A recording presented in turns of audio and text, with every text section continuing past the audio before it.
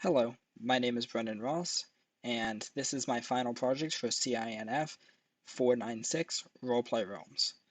My game that I made is called Neon Requiem. This is just a quick overview of my poster sheet, um, a very quick breakdown of it. On the left, I have it say Aetherfall, which is the city that you are playing in. It's just going to list its genre and then its player count, then have a section about the lore and world. And then the core mechanics, including how to play and combat, as well as defensive systems, more in depth. Middle section or main is going to have Neon Requiem and its kind of tagline of fight through broken code, become more than human. My name and the class this is. Um, this is a bit inaccurate, but I'm having my pictures all throughout the center of the minis.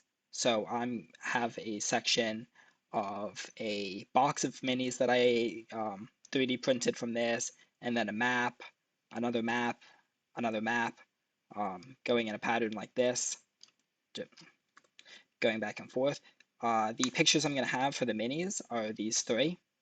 So we have the minis in a box, a couple minis on the board that they'll be playing with, and then just the minis as I was fixing them up and freeing them of supports. I'm going to have those images scattered across of here, here, and here. The other images I'm going to have are the maps. So these are quick map images that were generated by ChatGPT for this game. I just wanted extremely basic maps to kind of give myself mainly the idea of where they could go and tell them where they could go. Um, so the hollow core or the city sector, also known as the undercore, um, the options are going to be the signal tower where they're going, the clinic where they are going to be selecting what type of character they want to be and their player. Um, Magrail Tunnel, Shrine, and then the Lockdown Zone. Um, these all just relatively lead to the next area, but there's a couple options of where they could go.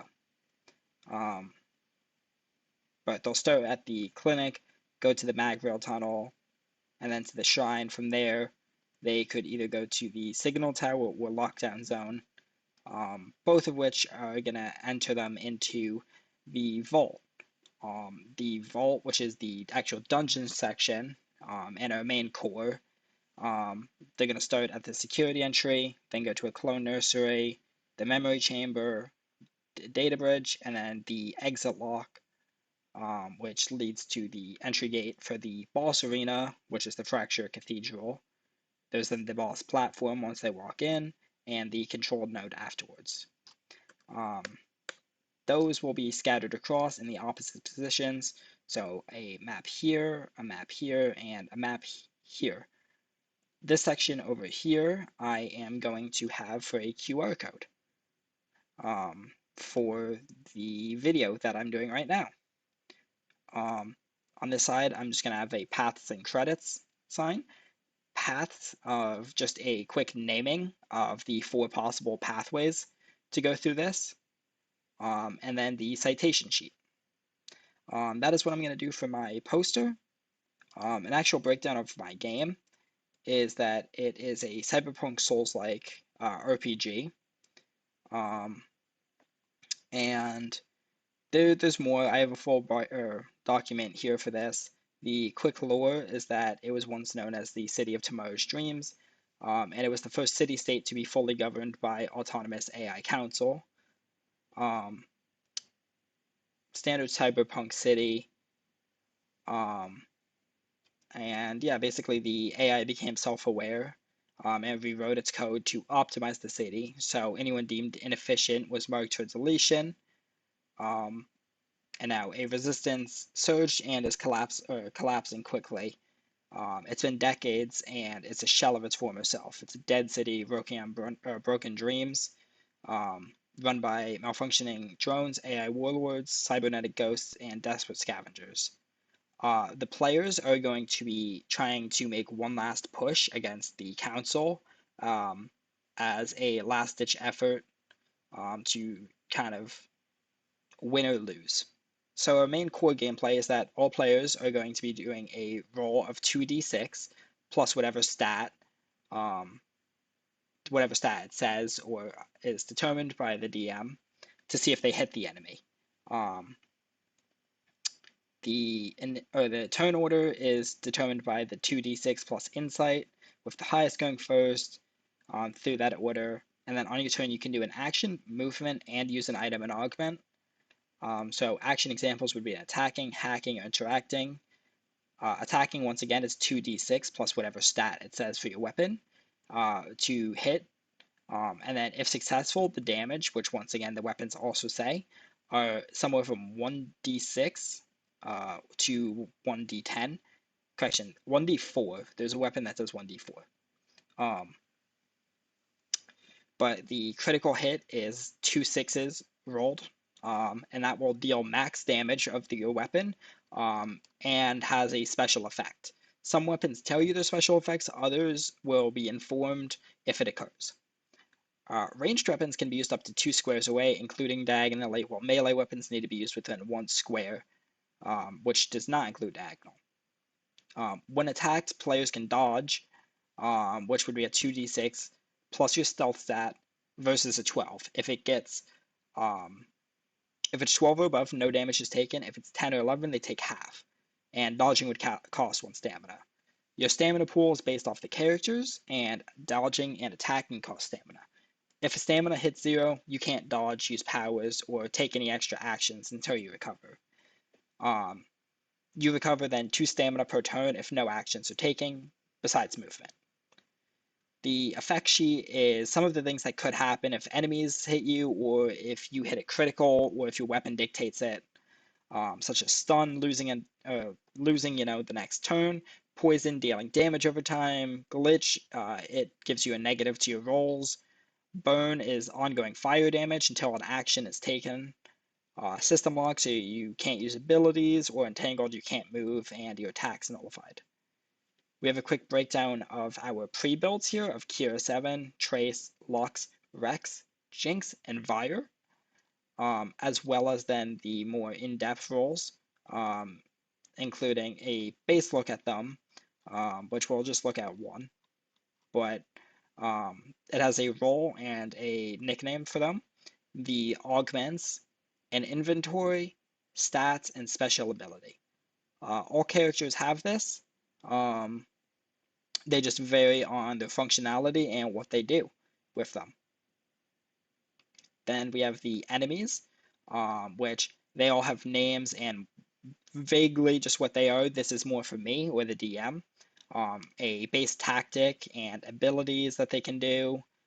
This one is a lot more rough as the players are not seeing it, but it's functional for DMs.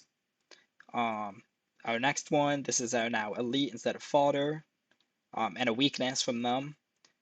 Another type of elite, and then lastly, our boss. Our boss has special abilities, part of them. A lot more abilities and everything. I gave them a special type of action called Fracture, that they have basically a second type of action and abilities that are used. I'm still playing around if it's individual based or team based, which will be seen for Showcase on April 30th for 2025, but we'll see. NPCs, we have our Augsmith, who's going to be your standard like character select and everything. Elias Vec, who has the potential to join the player and impact endings.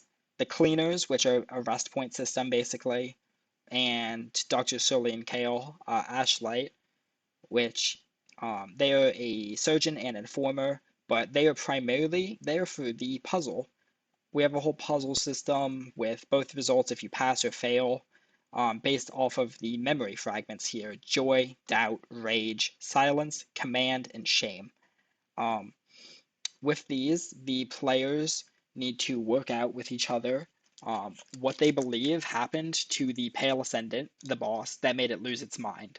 Um, there is no part of this puzzle design that I really liked was that there's not a specific they win or lose, or a concrete answer of how it happened, but if the players can deliver emotional logic and reasoning for what happened.